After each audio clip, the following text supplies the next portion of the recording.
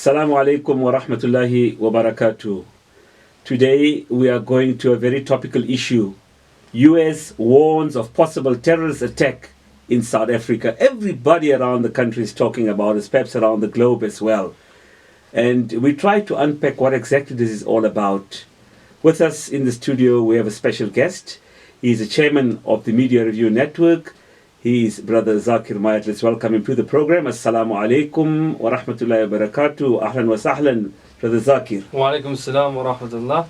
And shukran for having me on the show. Brother Zaakir, this, I think it's second time around. Perhaps it was maybe in some other areas as well. The warning that there is a possible terror attack. I remember one day opening up a newspaper, and I think Graham Hoskins was the reporter, quite a number of photos of possible attacks on stadiums and some very strategic areas, and also a terror alert somewhat that could be coming through from Islamic terrorist group and organization.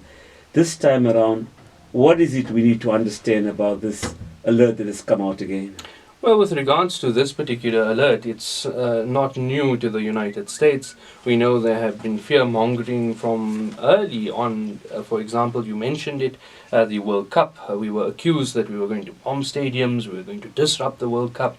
And it was promoted by individuals like Hussein Solomon. And then you had issues, for example, there were articles in certain newspapers and mainstream publications where there were training camps within South Africa, and this was a hotbed of Al-Qaeda, and you had then David Potgieter coming forward and making these accusations. And then when put to the test, when asked for his proof, he could not furnish anything of the sort. In fact, his second edition had been withdrawn at that point. Now you have again this fear-mongering by the United States. It's not new, as you rightly state, that there was a terror alert at the latter part of last year, and now we're seeing the same thing. The wording by Cynthia Harvey, the spokesperson of the US Embassy, is exactly the same. They use these highfalutin words, non-counterable intelligence, very similar, and I think it conjures up in the minds of many of the listeners and viewers the words that were used to sell us the fraudulent wars of Iraq. The indication from our own intelligence apparatus and State Security Minister David Malabo, he said quite clearly that there's no threat. There was also a very ugly spat that took place on Twitter between the spokesperson of DERCO Foreign Affairs, Clayson Manyala, and the ambassador of the United States, where he said that this is just creating panic. And I think that this entire threat needs to be broken down into three specific areas. The first one is the discourse of Islamophobia that is evident within this particular warning. The second element is tied up to the third, but is slightly different: the expansion of Africa Command and the outsideness of South Africa within the framework of American militarism. And the last aspect is definitely BRICS. I think that is also something that has not been touched on within the mainstream, but it must be understood within the global context. I think these three elements indicate to us that it is an attack on South African sovereignty, it is an attack on the identity of South African Muslims in terms of the Islamophobic rhetoric, and also a very worrying concern with regards to Africa Command and its current expansion. What about the timing? I mean, we're just entering the month of Ramadan.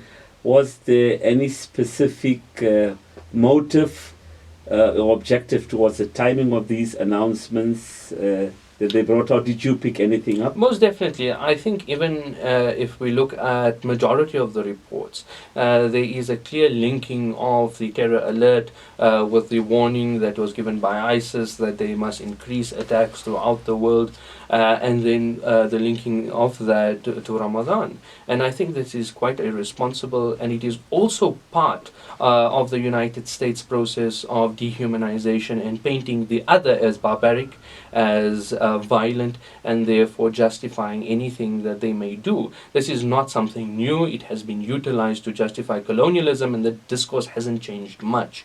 It is for that particular reason that they justify the invasions into Iraq, Afghanistan, Somalia, Yemen, Syria, and other areas where they are involved in military action. It is always this idea that these are violent people, it is as a result of their religion, and therefore we must step in as the saviors and guardians to protect them from themselves. themselves. So this discourse is a very dangerous discourse. In fact, it starts leading to issues of profiling. And there's a very interesting report from Amnesty International 2004, which clearly states that the system of profiling, number one, is a complete failure, and number two, and more importantly, strikes to the very heart of democratic values, that it undermines the dignity of an entire community. It paints them as extremists or barbarians, and this is incorrect. It's inconsistent with democracy.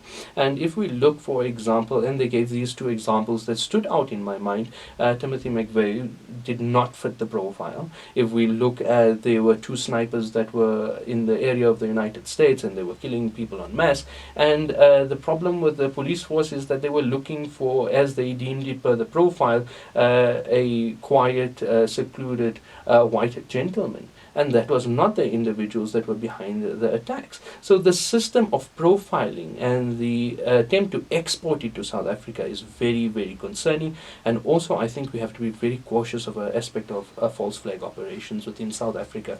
I think we have to be vigilant, and we have to be very cautious with regards to that at the moment. From Media Review Network, we were talking to Zaakir Mayet, and he is the chairman of the organization, unpacking the entire issue on the alert that the United States Embassy has set out for a possible terrorist attack in South Africa. I'm Ebrahim Gangat from Salam Media. Wassalamu alaikum wa rahmatullahi wa barakatuh.